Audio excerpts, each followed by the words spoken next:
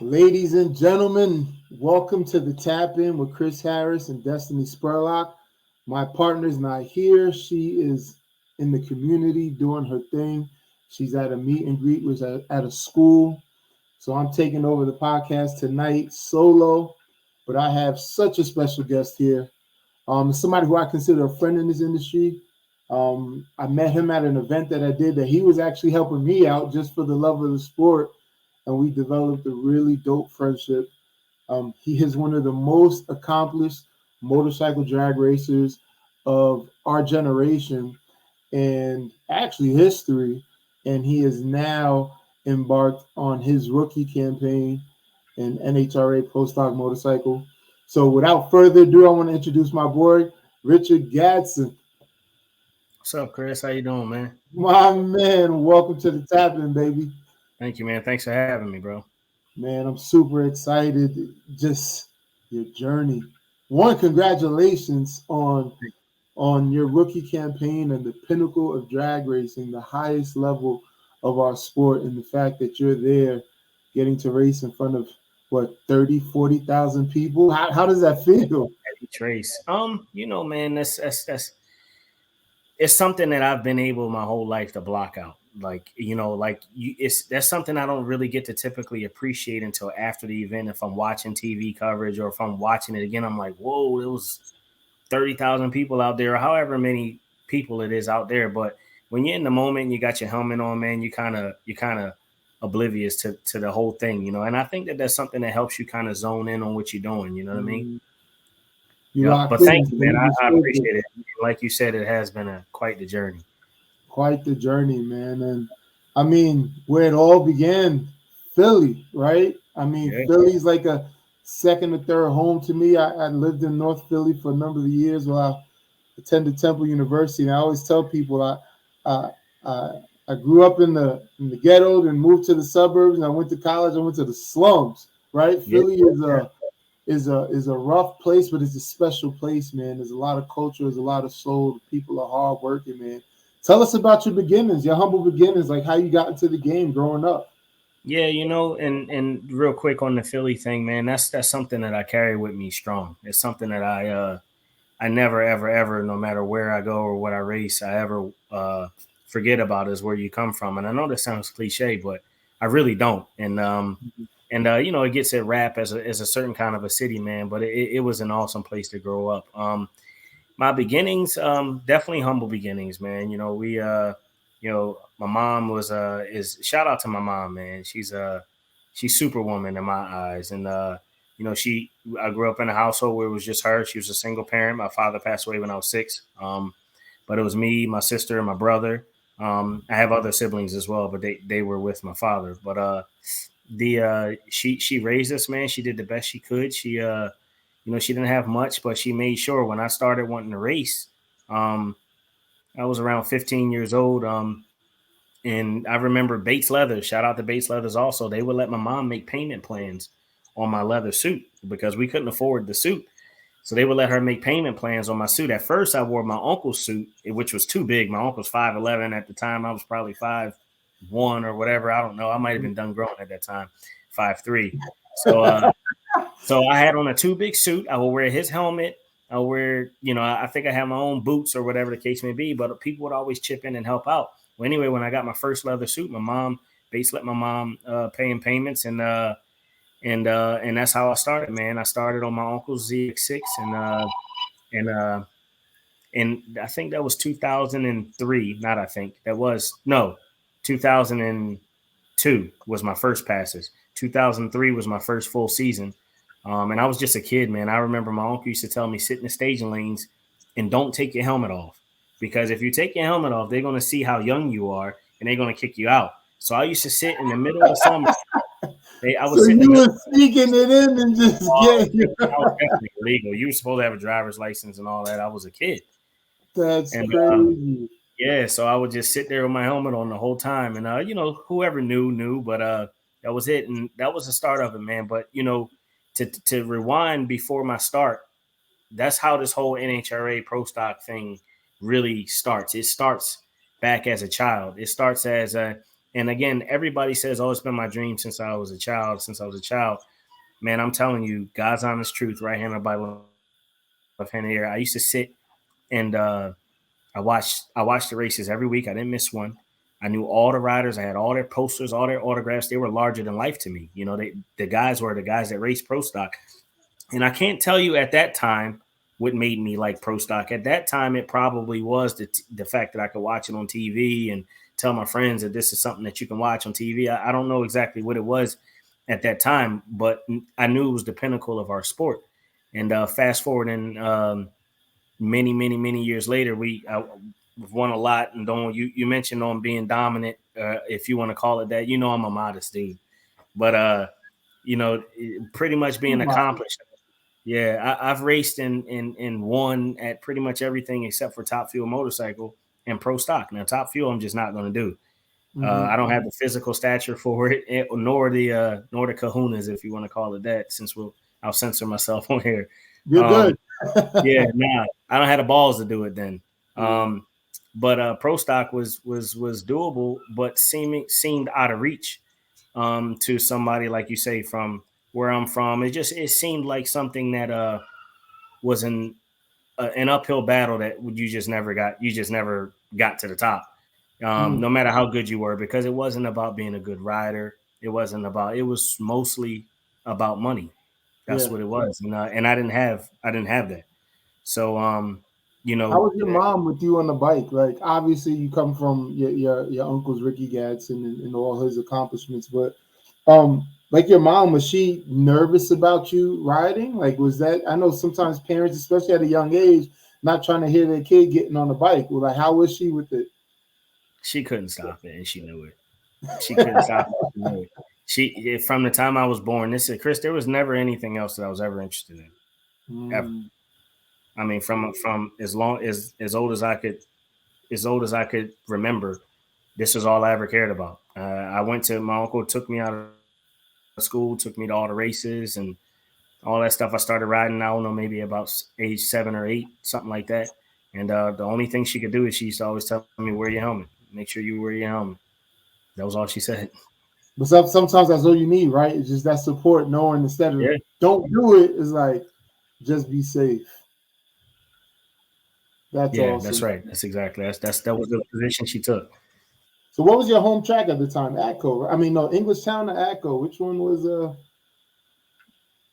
Both really, but Atco was closer. Atco Raceway. So there was 4 tracks that was right in my core nucleus, I should say. There's none in Philly, but you had Atco, which was the one I'm going to call my hometown track because that's the one I trained at. That's one I went to forever, and that's where everybody went. Englishtown was the second one. You had Cecil County, which was in Maryland, which is about an hour south of Philly. And then you had Maple Grove, which we never went to. I think I've only been to Maple Grove once in my whole life.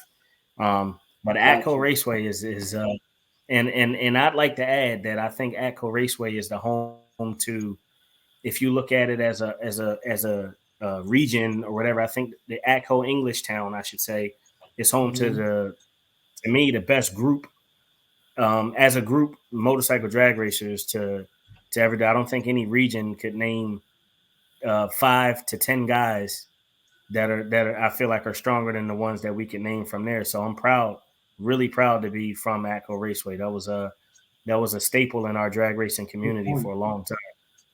That's a good point too, because I think about it, right? Even before, I know I'm a little older than you, but even before like my time, when you just think about the history of racetracks in our area, I mean, Englishtown and Atco have put out some of the big, especially black racers, right? Some of the biggest names in our history have called those 2 tracks home, and then you just take color out of it and you start thinking about other individuals, the same thing. Like that was kind of that pocket.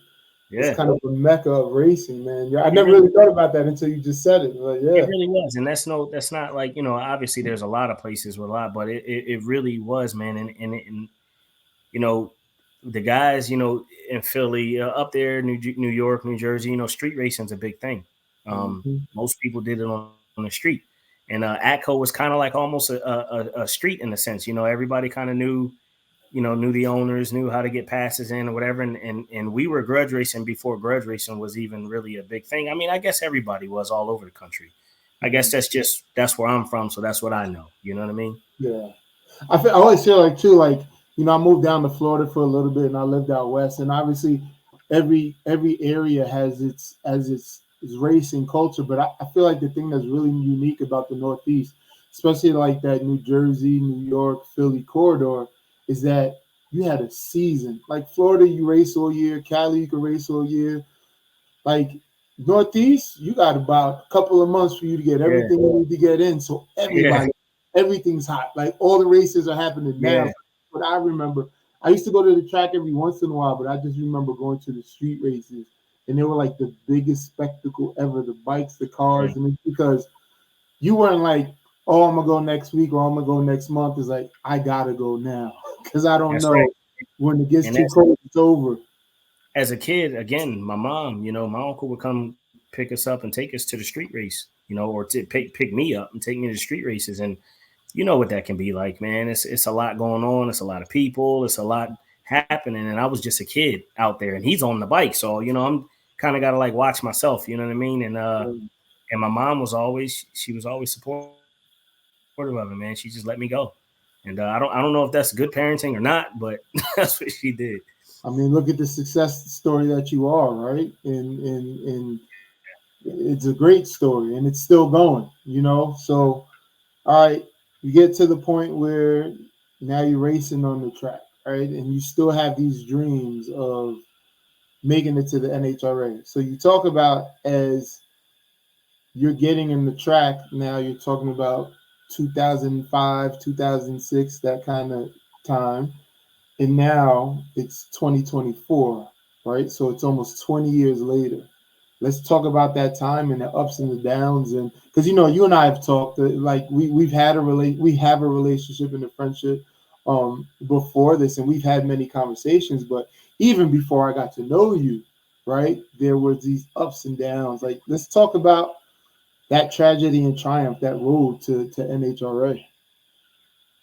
Man, that's you probably the first person that I publicly talk about that, in that context, because that's a big part of the story, man. It's a big part of who I am. It's a big part of what I'm going to call a crazy a miracle that I even got this. So I shouldn't even I don't know what it is, but I would say at a certain point in my career I never lost sight of racing NHRA. I always wanted to do it, but I think I um, saw it as less possible, less doable, because you're a young adult and you live your life on the road. You kind of left home. I left the nest at a young age, and I moved to Virginia. Then I moved around a bunch chasing this whole motorcycle deal, and I made a lot of mistakes on the way, man. I made some bad decisions, career decisions, financial decisions. I just made bad decisions. I guess like a lot of young people do, but being a person, as I would say, is somebody who was well known in the industry, a lot of those mistakes were known, and I would say I'm just now cool talking about it, man, because that was a very embarrassing, very um, humbling and hard time, because I thought that as good as I was or as good as I was becoming, it would always be overshadowed by some of the decisions I made, and that's part of what's so special about what I'm doing right now. And when I get the opportunities to do so, the message that I want to put out there to other young up and coming racers, other young men of color, and again, even that's even not even important in this part of the message. It's just the fact of the matter that you just got to keep doing the next right thing. You just got to do the next right thing. Surround yourself with good people, and you can't change the past. You can change the future though, and I did.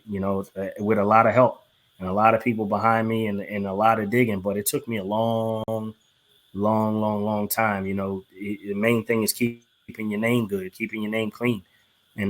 So there was a lot of success through that 20 years that we're talking about. That window, there was a lot of success. There was a lot of races won. There was a lot of what we just talked about. So it was a big conflicting thing. Some people, if I would get opportunities or if I would get rides that come my way, I think the struggle, the tug of war was, man, he's good racing wise on the racetrack. He would be exactly what we need. What about the other stuff? What about the other stuff? Like, is he it kind of like a crapshoot, kind of like an uncertainty? And you see it in NFL players and basketball players all the time. You see somebody who's extremely talented, right?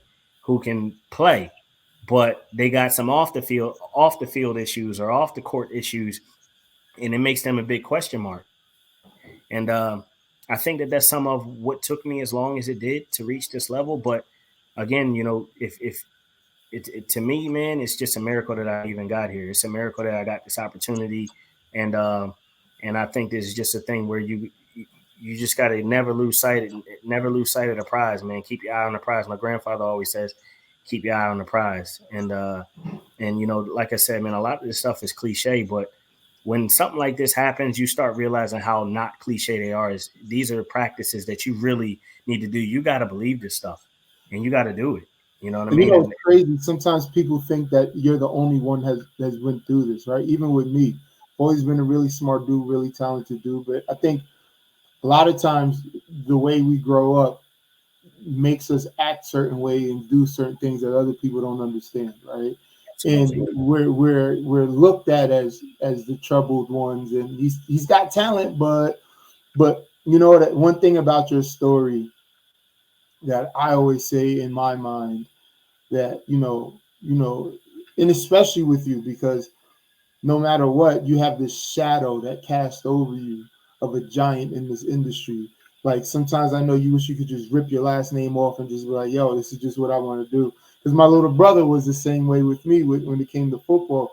But the thing yeah, about you did it your way, right? yeah, You yeah. found your lane, you found your way, good, bad, or indifferent. But you ain't go out there and kill nobody, right? No, You ain't go out there and no, mother no old ladies, but you did it your no. way and became a Yep, success. And this is the testimony that these kids need to hear. Nobody's a bookworm completely polished that's gonna go and sunshine on them all the time. All of a sudden you get this spot. No, you gonna go do some shit. It's that's just right. That's right. you gonna go through it. Hey, And hey, everybody's not gonna like you for who you are. You're gonna go through it. everybody's not gonna like you. I don't care if everybody likes you. You did something wrong. You're gonna have some bumps. You're gonna have some bruises, and it basically boils down to: are you built for it or are you not? You know what I'm saying? And that's what it. It's a lot of talented riders. There's a lot of talented racers. There's 20 of us out there racing right now. So somewhere along the way, some things might be determining. For money might be one factor that didn't get somebody to that level or whatever. But some of the things that stop you from getting to those levels is just your determination and your will to fight through it all. Because Word. it's definitely not easy.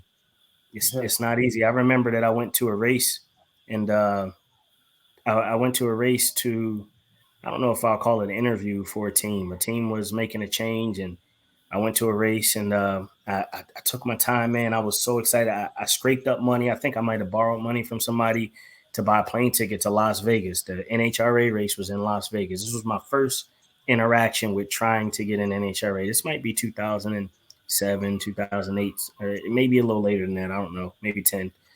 Um, Remember, I told you I'm proud of being from Philadelphia, right? Well, Mhm. I went to this race, man, and like I said, I scraped together what I could to get out there. I remember getting out there, I had nothing. I didn't have no money. I stayed in a Michael Phillips hotel room, whatever. I just wanted to take and give my bio to this team owner or crew chief or whatever he was. And I had a Phillies hat on. Just that's all I had. I didn't have a race team shirt, hat, or nothing. I had a Phillies hat on. I don't remember what exactly I wore, but I remember when I got home, I gave it to him. He didn't really talk to me much. He just took it from me. I had to gather up all this nerve to walk up and give it to him. Walk up and gave it to him, and that was the. I had to stay in Vegas for a whole weekend just for that 10 seconds of whatever that interaction. And I remember I got home and a good friend of mine texted me and was like, "Yo, man, like I heard that he wasn't really impressed that you was walking around the racetrack with your Phillies hat on backwards and whatever." And I was like, "So it's a baseball hat, I had it on backwards. So what? I mean, I wasn't there part of a team. I was out there to give him my." He was like, "I'm just telling you what I heard." And he was all the way in Connecticut, the person who told me that. This happened in Las Vegas. So, The word it travel. Yeah. the word traveled. And I remember, man, that almost broke my spirit. I'm like, I can't, yeah, I mean, I don't understand. What did I do wrong? And I didn't do anything wrong. I didn't do nothing wrong. And still to this day, man, I go to NHRA races. I might wear my hat backwards or whatever. Just one of the main things when I got this deal with Vance and Hines is because honestly, Chris, this is some truth. I thought I didn't fit the mold, and we'll get to the story on how all this transpired. But when I started hearing that this was a possibility, I said, not me. I doubt they're looking at me. I don't fit the mold, not for what they need, And there were some other riders' names that I heard were in the hat, and they seemed like they fit the bill much better than I did. And I remember sitting down in my meeting with them, and I said, what do you guys expect of me? Like, what do I need to change? What do I need to do? And man, I never forget it. Terry Vance, Andrew Hines, Eddie Cravey looked at me and said, we just want you to be yourself. Just be yourself. Be Richard. That's what everybody is that's what everybody likes. That's who people relate to. That's who we want you to be. And that felt like I lost so much pressure off me immediately because here I am with doubt, wondering if I can even deliver, if I can be that poster child of an organization like Vance and Hines. If I can be that guy, and you hear all the talk people, oh man, they'll never hire a black guy. They'll never they'll never hire somebody like us or da da da da, and they did. and and man, it's been crazy, dude.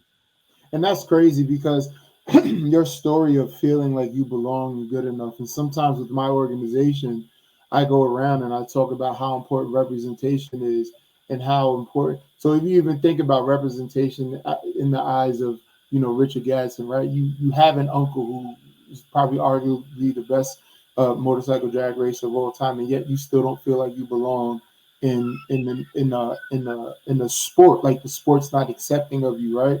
I mean, you were literally insulted because you had your hat backwards, and it's a cultural thing, right? And I tell Yeah, people all the time, sometimes it's not as simple as black and white. A lot of it has to do with culture, and the culture culture. we That's right. represent is not something that you see in motorsports. And I talk about Roger Carruth, and I call him the one, and it has nothing to do with the skin color, more so than culturally what he represents and how he acts. Absolutely. And like even for you, like the first time we really met, I was a GM at Palm Beach. Remember, I was doing a bike bash Yeah, event, right? I do I was remember trying to that. cater to all the motorcycle guys, and I never did a motorcycle event in my life. And I'm like, I'm throwing this event, right? We had the stunt show, all these bikes here, and I'm fucking it up. Right?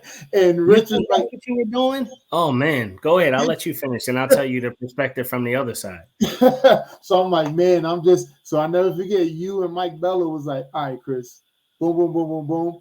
And the rest of the event went smooth. And I was just forever grateful because you guys took the time. You ain't bashing. You were just like, you know what? You almost there with it, Chris, but I was for sure this, that, and that. As soon as we kind of organized that part of it, the event went great. But that was our first kind of real interaction. It was. I You had and no John idea. Lee Tinsley and Mike Bella, I remember you guys was there. True story, Chris. I'm not just saying it because I'm talking to you right now. Mhm. You can hang up. We can hang in this, and you could ask Mike Bello, Jeremy Teasley, Wayne Palmer, Justin, all the guys that were down there. Mike brought two of the top motorcycle racers in the world to your event, and we had the time of our from it to this day. That's one of the most fun times I've ever had at a racetrack. We had a ball, and you weren't effing it up at all. I can, obviously we gave you a couple pointers on a couple tweaks, but man, we were having a ball. That was an awesome event, and I didn't know where those roads were. I didn't know that we would end up still talking to this day. No I idea. didn't know how rooted you were in the racing community in motorsports. Period. I had no idea, man. You were just that was my local track at the time. At the time, I lived down there. I lived in Yep. Florida. Well, actually, I'm sorry. Orlando was my local track, but Palm Beach was. I lived in Palm Beach prior to that. Yep. So I was just coming to an event because Bello asked me to. But man, thank you for. I'm glad we met. I'm glad we met that day, and you definitely weren't effing it up, man. That was a good time, man. We had a ball. We made a lot of Nah. money that day too. You had nice purses. Yeah, man, that's what it was about. I just wanted to give back to the race because I always used to be like, motorcycle guys come on, and they, right in front of Palm Beach, they just want to run 9/10 They of a wanted to run. They mile. rather run on the road outside of the track than to come to. Exactly, fume right by the track every Sunday morning. So I was like, you know what, I'm gonna do something for you guys, motorcycle stunt show, and There was a lot of bikes out there too, which I A was lot of shocked people that out there, showed up. man. It was packed, but That I'll was never. almost a party. That was a party with racing going on. That was the But feel I wanted to get too. the pits were just as, or if not better than what was going on at the racetrack. The people that were there didn't know nothing about racing. You know what I mean? It was a good time. You did an awesome job, man. But then from them, like you said, I never thought that we would continue to talk. I don't even know how we even just continued. I think we talked about a kind of our Philly connection, and we Yep. just talked about a bunch of things. And you and I actually talked a lot, kind of from that time up until now, and especially like with the NHRA endeavors, and we would just kind of just chop it up, man, just talk about life and just talk about thoughts, and you know, Yeah, man. We really just connected, and then we learned how much we had in common. But that brings me to a good point. Is when I decided that this was, so I'm racing, I'm doing all this stuff, right? I'm racing all these different classes and having, having a good old time doing everything that I was doing for the last 20 years. And I made a decision, and it was a conscious decision. And sometimes in life, I look at that as, I tell my girl all the time, like, sometimes it's as simple as deciding that you're going to do something, and that's what it is. I decided that I wanted to race pro stock, and I had always known that I wanted to, but what I decided was that I was going to do it, and I was going to push until I did it. I didn't know exactly how or how much. I didn't know to what capacity it would be, but I knew that that was the next step. I'm a person who operates off of challenges. I like to do things that I feel like I shouldn't be doing or couldn't do, or that's hard to do, or even in the other forms of racing, if everybody in the class had a certain kind of a bike and that was what was the easy route, I would go a completely different road and build something that nobody else did. For example, our Pro Street GS, which is fastest nitrous bike in the world, but mhm. it's one of one. Nobody would have taken that road. It took us 8 years before we won our first race with that bike. Um, but I decided that I wanted to race pro stock, and you were the first person I called, literally. And I don't remember exactly how or why. I think we were talking about something. I think you were starting to embark on maybe this venture, The or association, I think. Yep. yeah, I think you were embarking on this, or you were doing some sort of marketing for motorsports, or whatever it was. But I told you, I remember exactly where I was. I remember exactly what I was doing, and I meant it when I said it. I said, "Man, I'm gonna race pro stock, dude. I just don't know how to do it." And we talked about it a little bit, and we kind of fell off track a couple times because you needed certain things from me that I struggle with. I don't know if any other motorsports, if any, and this is something that I like to know, if any other people struggle with that. But I just It's not couldn't be as unique. promoting as I needed to be. That's a big problem. I had a conversation with somebody who races in the NASCAR series now, believe it or not. This conversation was earlier today, and somebody else that races Formula cars was yesterday. And so many tips about self promoting, right? And it's hard, Yeah, yeah, right? yeah. And it's hard Was even much for me to be in front of a camera and to talk to this damn thing, and then post it, right? And yeah, you're a humble guy, right? So it's even less. And I get it, as a former athlete, you don't really talk about your accomplishments. You win, and then it's on to the next goal, right? You don't really take the absolutely. time, but that's necessary in today's world as far as Yeah, self promotion to kind of put it out there. So I used to be like, yo, Rich, you got to do this, you got to do that. You're like, man, I'm trying, but that's just not my thing. But you're not the yeah, only one who suffers from that. Many yeah. guys, And I always wondered that. yeah, many people do, and they create teams around them now to help them capture stuff so they don't have to do it. And that's And why I tell a lot of people now, like, if you're not comfortable with doing it, get people around you that to do it for you. And you did. You told me that, and that's Yep. how you linked me with a young lady named Sarah Slaughter. And Yes. Sarah, yep, Sarah for the Sarah, last, she worked with John Force. Yep. yeah, she was pivotal in helping me climb that hurdle, because I still struggle with it. But like you said, I put people around me who can make those posts, who, because like you said, you win a race, it's on to the next thing. And back in the day when I was growing up and my uncle was the man, you had so many. See, social media wasn't the monster back then. It was magazines, it was articles. So you had people reporting for you. So after the race that you won and you did all this stuff, there was no post or like, "Hey guys, look at me." I did this, I did that. It was grab this magazine and there was a reporter who wrote it all for you and wrote it. You know what I mean? And that's what I was so more so used to. But nowadays it's it's on the timeline. It's what have you done? You know, like they're scrolling the Yeah. timeline and whatever's present, it pops up. And if I wouldn't make that post, nobody is. And that's something that I struggle with, man. That was one of the biggest hurdles. And you've helped me overcome that, Sarah. Thank you, Sarah. If you ever see this. Shout out to Sarah. Yeah, shout out to Sarah Girl. Slaughter. Yeah, she helped me overcome that, and I think that both of you, you actually connected me with another gentleman named Beckham. I think his last name was Beckham. Yeah. Was that? Yeah. Yeah, Beckham. Yeah. yeah, Yeah. Wow. I forgot all yeah, about that. yeah. You connected me with a few people, dude. You were really plugged in person, and everybody helped me, man. And I think that all of that led to where I'm at right now, man. All of those things played a part in the story. No, listen, man. For me, I just want to see us win, man, and just you, just being us, and then also just the guy that you are, man. I'm excited about where you are. So now, a phone call happens, an introduction happens. Like, how does this RevZilla Vance Hines thing happen? Man, so it was honestly so random that you could, if you were me, you couldn't put any thought behind. I didn't think it was really real. It was so random.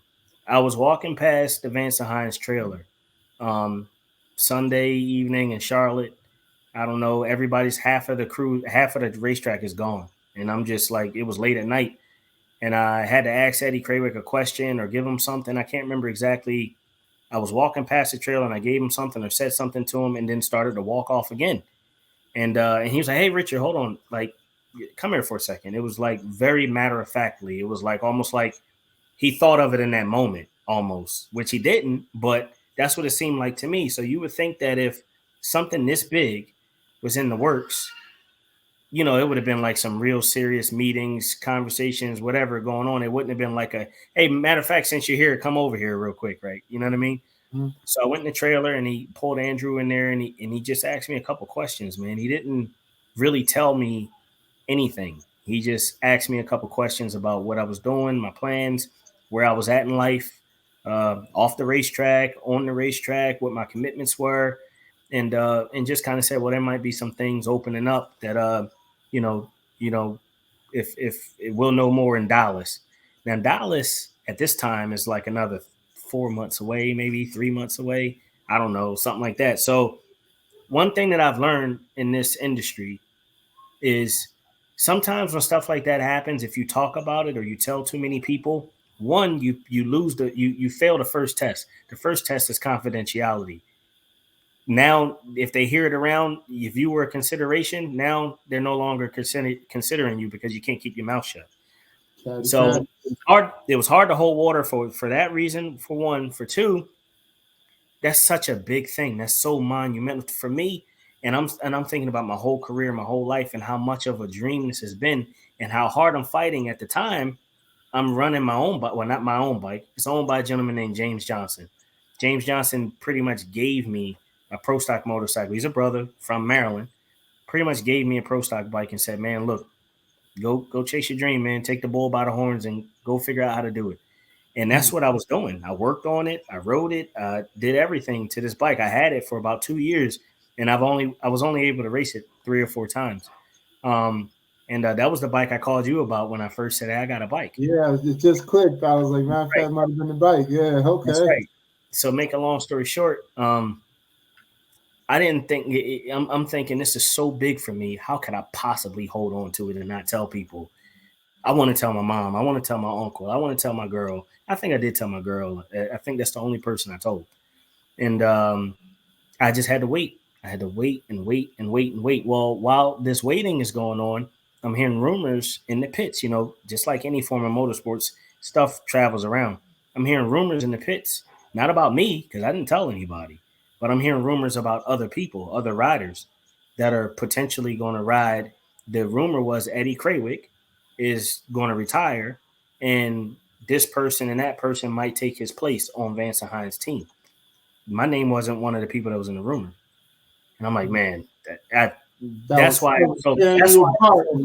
That's why it was so matter of factly. That's why it was kind of like, because I'm not really one of the people they're considering. I'm just kind of just like, he just wanted to know what I was doing just in case, maybe. Like I'm at the bottom of that list. Kicking in. Yeah, I'm at the bottom of that list somewhere. Like I'm not the youngest one. I'm not the most clean cut one. I don't got the best pass. You know, these other guys I looked at as like poster childs, right? Mm-hmm. And I'm just being honest. So Dallas comes and I'm riding the bike that I'm telling you about, James Johnson's bike, and it was a complete nightmare, Chris. It was a complete nightmare. Nothing went right. I was rushing. It was I had a terrible week that week, man. Anyway. Make a long story short, I just spoke afterwards. I was just, I think I called you. He was like, "Man, I don't even want to get into it." Yeah, it was not a good week. Actually, I'm just gonna go ahead and say it, man. I was on my way to Florida to get the engine for the bike, and I got pulled over in Georgia for laying down in the back seat of the car. Evidently, that's illegal, and I understand why. You can't put your seatbelt on. You can't put your seatbelt on. The cop saw me do it. We were switching drivers at the gas station. He saw me lay down in the back seat, and as soon as we pulled out the gas station, he pulled us over. Come to find out, I had a warrant for my arrest from 2018 for failure to appear, just at for traffic citation. But I didn't go to court. I didn't go to the court date. I moved to Florida. And, out of sight, out of mind. So that was on a Friday night at midnight. So, I'm on my way to Florida to get the engine for this bike. I'm supposed to leave on Tuesday to go to Dallas, Texas to test, right? On Wednesday. It's Friday night, so you got to wait till Monday for the judge. Monday was a holiday. What? Lord. Yeah, Monday was a holiday. So, make a long story short, I get out, we get it sorted out. I get home and I just load up this motorcycle that's not completed. Remember, I was just on my way to get the motor. Load up this bike that's not completed, and I drive to Dallas, Texas by myself. I borrowed a truck. I borrowed a trailer. I borrowed money. I just, by any means, I got to get to Dallas because I got this opportunity waiting on me. I just got out of freaking jail for the weekend, and I'm not ready, but I'm going. Everybody called and told me, man, are you crazy? Just put it off. It's not that serious. It's in the third. Nope, I'm going. I went down there and I had a few friends from Dallas. I said, hey, man, if I come down there, can I borrow your shop so I can finish this bike at your shop? We worked all night, didn't sleep. I mean, I wore these guys out. Nick Morale, thank you, man. Nick Morale Sr., thank you. Trey, his son, you guys got me to the racetrack. Stacy, everybody, man. I don't remember who all was there. Super Dave. Anyway, make a long story short, dude, when I got to the NHRA race, nobody knows this story, right? You wouldn't walk around telling anybody this. This is not a pretty story, right? Terry Vance walks up to me, the owner of Vance Hines Motorsports, or the co-owner. And he's like, hey, man, let me look at this thing. So he's looking at it. He's like, how fast have you been on this? So I'm telling him, and mind you, I've never spoke to Terry Vance in my life, ever. I've never even seen him face to face. And I'm like, whoa, that's crazy. This is a legend. He's sitting over here talking to me. And he came by after every single round. He kept talking about me good on the loudspeaker in front of all these fans. And my bike wouldn't even do a burnout. It wouldn't leave the starting line. It wouldn't run. I was literally the class clown. I'm going to use that for lack of better terms of the weekend. And I wanted to be anywhere but there, dude. I kept pushing it off the start line. The bike wouldn't run. Terry comes by the trailer. He's like, hey, man, like, I keep talking good about you and you keep shitting the bed. Are you going to get this thing down the racetrack? And I'm like, I'm trying, Terry. Make a long story short, dude, I thought I blew it. I thought the whole week leading, I'm just thinking about the whole week and everything. I'm like, this is why I'm not built for this. This is why I'm not supposed to be that guy. This is how I felt in that moment. And my phone went off. It was a text. This was, again, Sunday at night after everybody's gone. My phone goes off and it says Andrew Hines. And he says, by any chance, are you still here at the racetrack?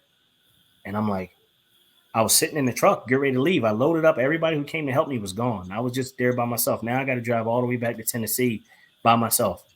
And he says, you still at the racetrack? So I jump out the truck, go down to their trailer, and then it got real. They looked at me and said, Eddie, I walked in there. It was just me, Eddie, and Andrew again. And Eddie says, so what's up? What do you want to do? He didn't even, that's what he asked me. He said, what do you want to do? I said, what do I want to do? He's like, yeah, what do you got in mind? What's going on? And I told them, I said, I'm being candid with you because I'm talking to my peers. This Mm-hmm. isn't. This is how I want people, somebody who might be watching this, to be encouraged about the fact that it's not always peachy rosy. It's not always a good story, but the end result is what matters. Right. I told them both. I said, "Look, man, I started a business, a couple years ago. I've been struggling. I don't know what I'm doing. I don't know my direction. But if there's an opening at Vance Hines Motorsports for a job, actually a career, I didn't want a job. They don't want to offer me a job. But if there's an opening at the shop, that would be how I could do this. Because if you guys need me to make the demand and requirements of a 15, 16 race season. In the last 2 years, Chris, I've only raced for maybe 3 or 4 times. I don't know, many people don't know that, but for the last 2 years, I've been on almost a hiatus. Um, and I said, running this business is kind of taking me away from racing. But if I could get a job at Vance and Hines, I think I could do it. If I can't tie those two together, I'd probably disappoint you guys, disappoint myself, and I think that I probably have to respectfully decline. I don't know if I said I'd decline, but I think I told him I'd disappoint him, and I was just being honest because what I didn't want was, remember that dark cloud we were talking about? I Mm-hmm. didn't want that to go over to, now I have the opportunity to live my dream. Now on a public stage, I failed, and I didn't want to do that. I'd rather not do it at all than to fail. And Mm-hmm. they listened to me and they said, "Okay, cool. We'll get back with you." Da da da. Again, another couple months. Now, before I walked out the trailer, Andrew Hines said, "You coming to Vegas?" I said, "Yeah." He said, "Bring your suit just in case. I don't know. We might test." And dude, I'm telling you, I drove from Dallas. I drove from Dallas back to Nashville with no sleep. I was on a high that you couldn't believe, Chris. Just thinking about it, I'm like, what? No way, not me. This is impossible, right? And and I had to wait and wait and wait. And the waiting is the hardest part. And the That's not like a talking, kid waiting for Christmas, man. those are the two hardest parts of this whole deal. Vegas comes and to get to the meat of the story is Monday came and they had an open test session and they asked me, "Do you want to ride the bike and make a couple test passes?" Terry Vance came over the trailer and wished me good luck. He said, "Hey, I won't be here, but the boys think the world of you." And that was something that I didn't really know. I didn't know. He said the boys are high on you. Those were his exact words. And I didn't really know that. I didn't know what they really felt of me. I didn't know if it was because they thought I could ride, they thought I could tune. But man, I don't know about this guy. That same story I told you before, or I didn't know what exactly he told me. Terry was the first person that said the boys think the world of you. They think you are the guy for this job. They think that it's you. I don't know. Is it you? I don't know. Are you ready? This is the things he's saying to me. And I'm Yeah, like, yeah, I'm ready. I'm ready. I'm ready. He's like, all right, well, we'll see. We'll see you on Monday. And Monday came, and second pass on the bike, I went 678, which would have been a career best for me if it was official. official. Yeah, If it was official, and it would have been the second fastest pass of the whole weekend of that event. And after that happened, to be honest with you, Chris, I goofed up the first pass. I made a mistake. I don't make a lot of them, but I did. And I'm just like, again, knowing whether you built for the adversity, because now you're on this big stage. It's almost a tryout, and you mess up the first pass like bad against people with people watching that you never wanted to see. You only want to show them the best version of yourself. But I ain't rode in 2 years, pretty much. yeah, So I told him, I said, listen, I'll get it together. I'll get it together. It's kind of like, you feel like the next pass is your last shot. I got one more shot at this. And then, I kind of pinned the tail on the donkey on that one run. And they gave me an offer, man, told me come to Vance and Hines on, I'll never forget it, man. November 16th. He said, be in Vance and Hines November oh, 16th at 10 o'clock in the morning. And there's no conversation, there's no communication in between these times. When they have these conversations with you, you don't talk to them again until you look them in their face. November mm-hmm. 16th at 10 a.m. Mm-hmm. So that's not totally true. Eddie checked on me a few times. Eddie reached out and made sure that I was going to be able to get there because he knew a little bit about my situation. And November 16th, I sat down in a room with all three of them, and and they were like, "Yeah, man." They were like, "This is real. We want to offer you a job. We want to offer you a ride. We want to offer you a dream. We want to offer you a career. I'm sorry, and a job. And we want you to be a pivotal part of growing Vance Hines Motorsports. We want you to be alongside Gage Herrera as our rider, and this is your offer. I'd have And dude, cried my ass off. dog, listen, there's a sense of numbness in the moment though. Like I'm not a very emotional guy, and I think that that's something that's always helped me in my racing, like with grudge racing and stuff. The stakes are so high, and in the moment you just kind of like cool, whatever, right? And it's so bad that I wonder if I looked like I didn't care or if I wasn't as appreciative. I don't know what I looked like to them, but inside I was like, yeah, I mean, I was overcome with, I made it. Yeah, my yeah, mom. I made it. And I remember walking outside. My girl was waiting on me in the van, and she crying her eyeballs out. Like she already knew I got it, crying her eyeballs out, dude. Like, and I'm just sitting there like I just can't believe it. I was numb, Chris. I sat still. I said I can't believe after all these years, after all I've been through, after I mean I'm thinking you kind of get like almost like in a movie, you getting all the flashbacks of Flashbacks. when you Yeah. were younger in Philly and growing up and your mom and what it was like when you started, and then it's like I'm on a ride Vance Hines Motorsports Pro Stock Bike in 2024. I can't believe it, and here we are. And that's crazy. Even with the company, like Vance and Hines is if you know anything about motorcycles, whether you're street racing, it doesn't get really much bigger than Vance and Hines as a company. And I met Terry Vance at SEMA 2 years ago when I first did the exhibit. And Tombo introduced me to him. They actually had a booth, maybe 4 booths over from us, and Yeah, he kind of he kept on walking back and forth and staring at me. But I don't know who the hell this guy is. So he yeah, started like walking back and forth, and he'll look, and he's reading the panels, and he leaves, and then Tombo's like, "Yo, man, I want to introduce you to Terry Vance, blah blah blah." And then he says hi in kind of like a shy way, but not really shy. And then he kind of walked away. And then later on, he came back and he was like, "Man, I really like what you got going on here, man." He was like, "Keep it up." wow, I was just like, "Damn, right?" wow, Like that's somebody, awesome, man. yeah, somebody that's because I started googling before that. I was like, "Oh, that's really." And then he just came over on his own. He didn't want an audience. He didn't want anything. He was just like, Yeah, "I really like what you're doing here, man. Keep up." that's badass, man. Because if Yeah, he took notice, and that's true, man. That's definitely a compliment, man. yeah, no, I appreciate that, and then just to see you with these guys, and like I said, when I found out, when there was a fit, like it's kind of like screaming from the mountaintops for you, bro, because I was Yeah, just so man. excited, and you did Thank it you, bro. your way. So Thank now, right, we talk about all the bikes you've been on. Obviously, the pro stock motorcycle is not the fastest bike that you've been on, right? Because it's a different kind of style. But what's the difference now on the stage of being this pro rider versus, you know, um, coming from like the grassroots circuit? And there's a lot of grudge races and various races that have packed stands, but now we're talking about the pinnacle of the sport, right? Like you. there's nothing in drag racing that's higher than this. What's the difference? You know, there's a lot of differences as far as surface stuff. Um, but for me, the easiest way for me to do this is not many, because I don't have to change who I am. I'm gonna be me. I'm gonna be myself. I'm gonna talk to people and engage with people just as I normally would. I'm gonna talk to my peers, my fans, just as I normally would. So I've simplified it in my mind instead of trying to be. I think that's what makes it hard. Some people might think that you have to be this or you have to be that. You have to be a robot. Antron Brown is Antron Brown every day. Every time you see him, he's the same dude. John Force, as crazy and wild. Now think about that, right? Being marketable. What does that mean, right?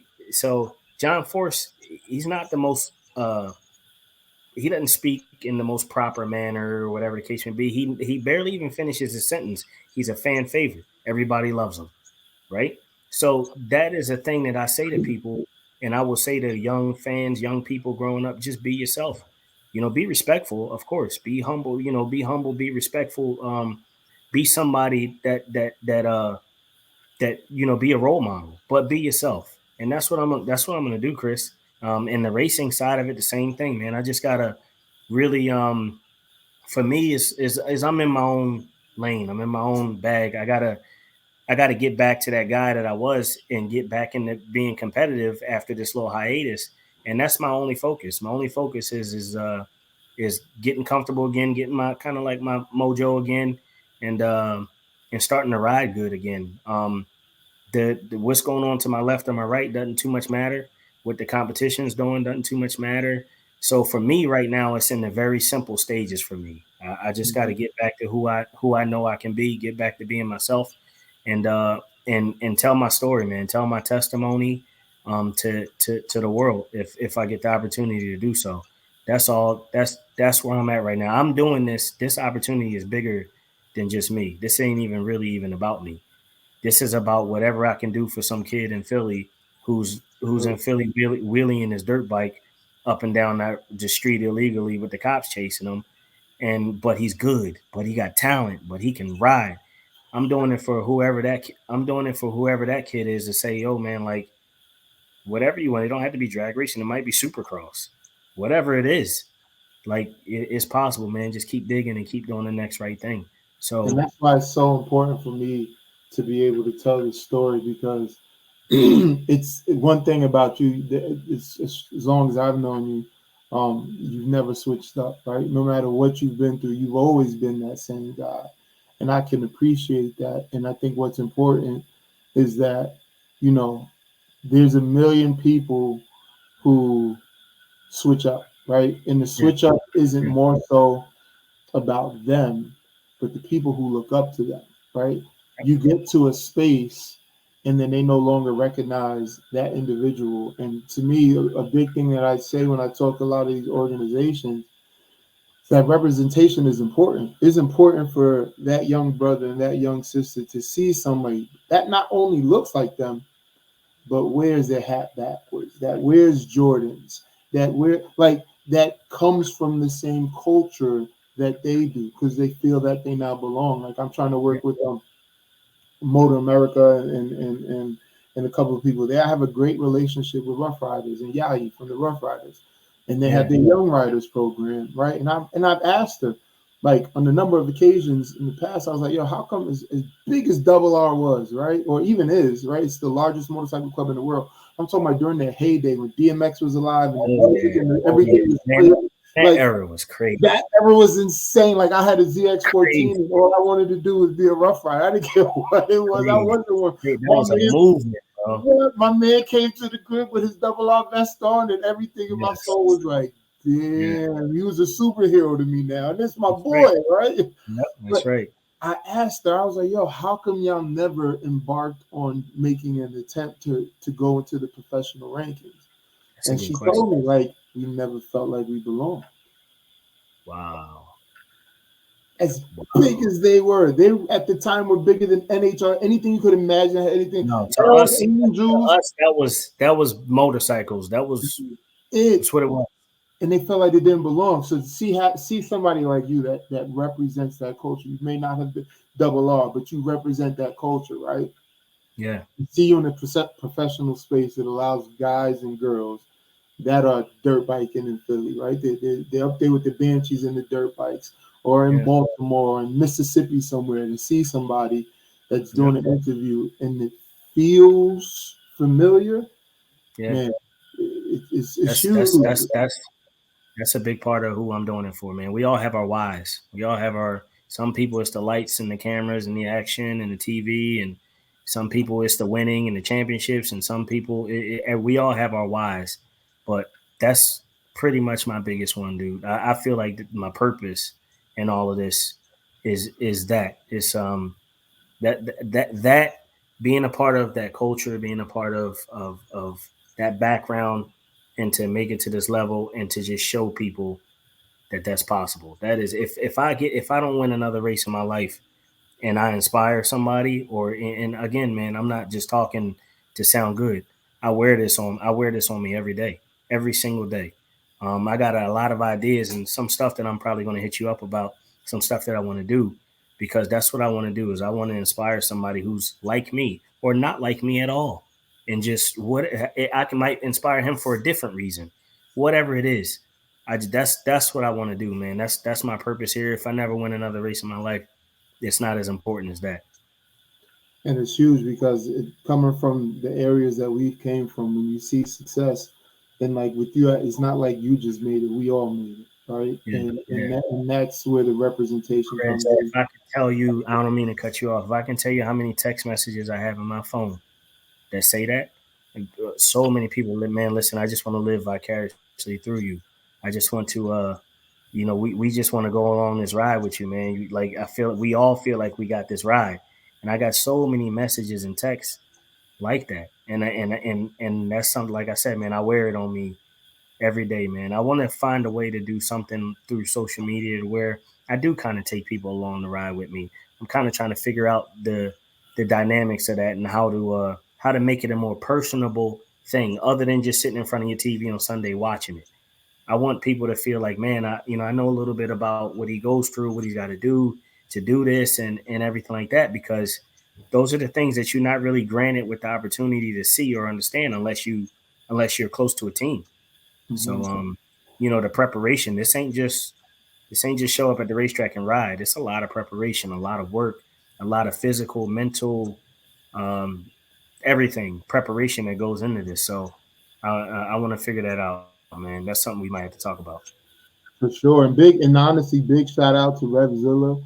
Big shout out Yeah, to Vance Hines, because a lot of times people shy away, and I see it in this industry all the time, shy away from people who don't fit the mold. As much as people try to act like this industry is kumbaya, there's plenty of race teams, there's plenty of organizations that I fight with all the time behind the scenes that are scared to have somebody that looks like you represent their company in fear of what that may feel like to their traditional audience, right?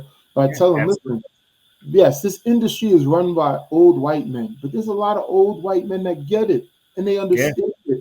And it's yeah, not just about black and white, because there's white guys and women that understand it. Like, they don't give a damn. You're a good dude, you can ride, let's go.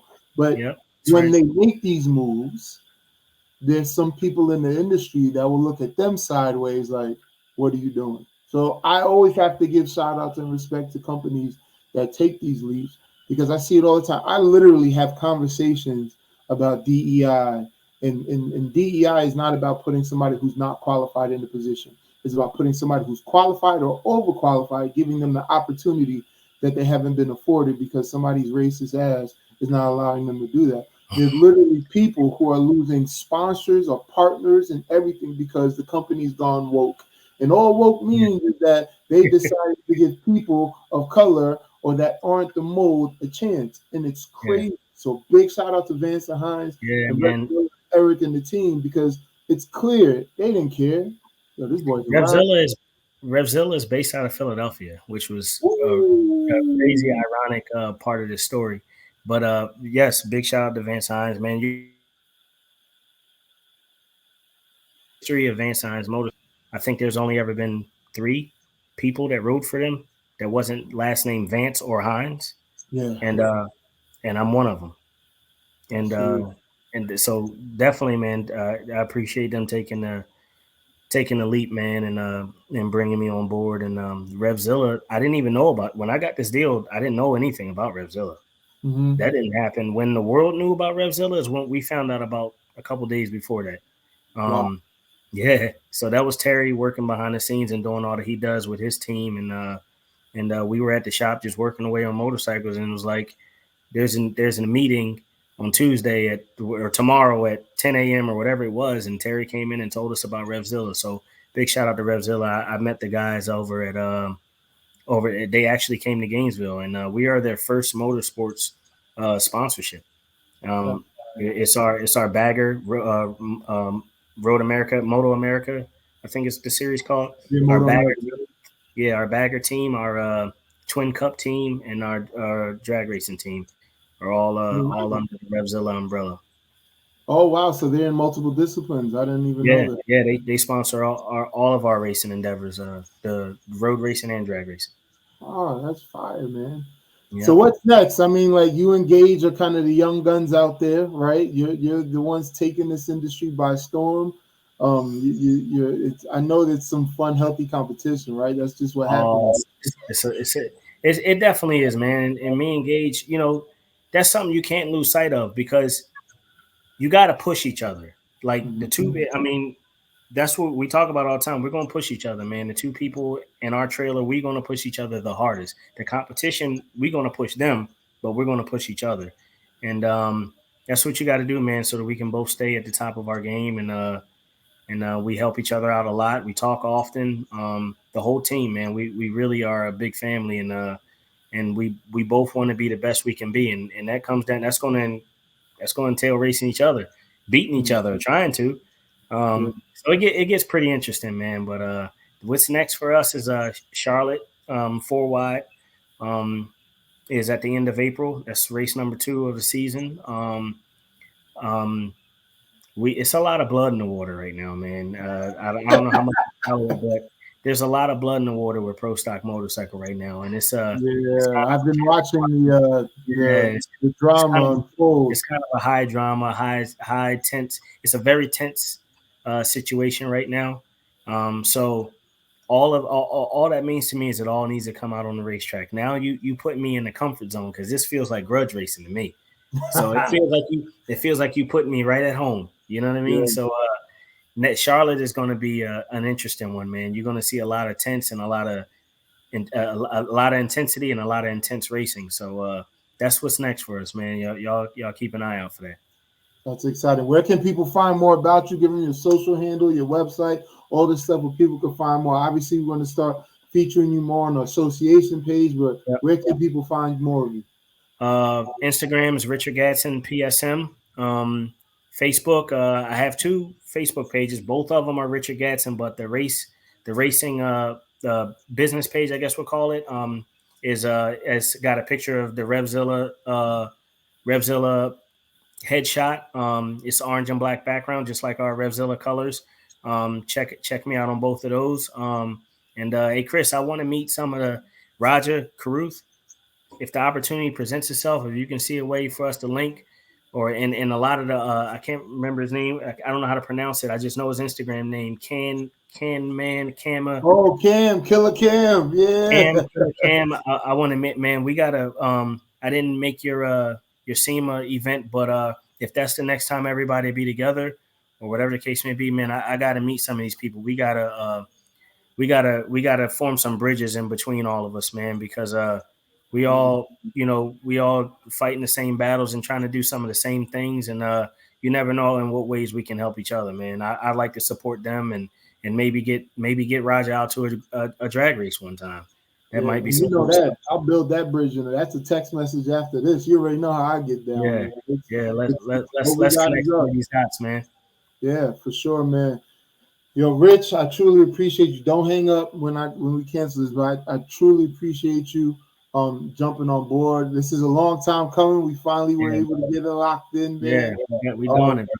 Man, this is a Tap In with Chris Harris and Destiny Spurlock. Everybody, Richard Gadson, Pro Stock Motorcycle, NHRA. He's here, baby. Thank you, guys. Thank y'all for having me, man. Appreciate y'all.